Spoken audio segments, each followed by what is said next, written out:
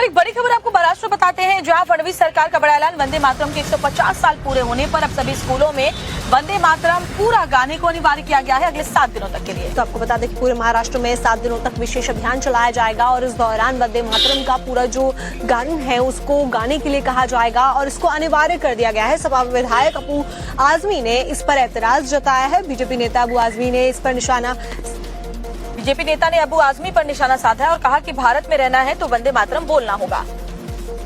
जो लोग सचमुच मजहब पे चलते हैं और ऊपर अल्लाह का फरमान मानते हैं वो इस गीत को नहीं पढ़ सकते, इसलिए कि इसमें ज़मीन की पूजा है, ज़मीन पे मत्था टेकना है और ज़मीन की बड़ाई करना है।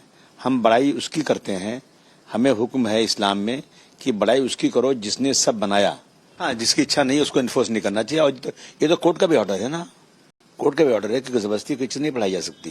रिस्पेक्ट है, देश के लिए त्याग है, देश के लिए जान देने का बिल्कुल तमन्ना है, देश के लिए सब कुछ करने का है। लेकिन अगर ये कोई रिलीजियस आदमी है और नहीं पढ़ता है तो उस पर नाराजगी नहीं दिखाना चाहिए। मेरे हिसाब से तो देशद्रोह जैसा काम है कि आजादी के नारे वंदे मातरम के ऊपर आप कोई ऑब्जेक्शन लो।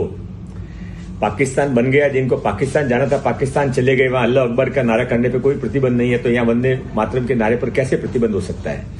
और जो अबू आजमी ने यदि इसका विरोध जारी रखा तो उनके खिलाफ न केवल पुलिस में कंप्लेंट की जाएगी बल्कि उनकी विधानसभा के अंदर मानखुर्द के अंदर हमारे कार्यकर्ता जाकर वंदे मातरम का गाना सामूहिक पाठन करेंगे और पूर्ण पाठन करेंगे।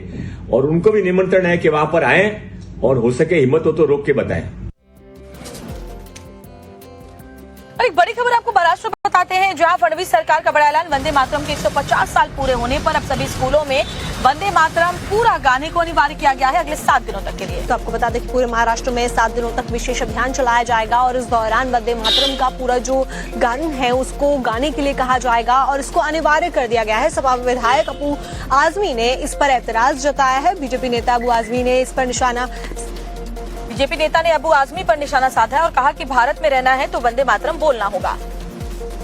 जो लोग सचमुच मजहब पे चलते हैं और ऊपर अल्लाह का फरमान मानते हैं वो इस गीत को नहीं पढ़ सकते, इसलिए कि इसमें ज़मीन की पूजा है, ज़मीन पे मत्था टेकना है और ज़मीन की बड़ाई करना है।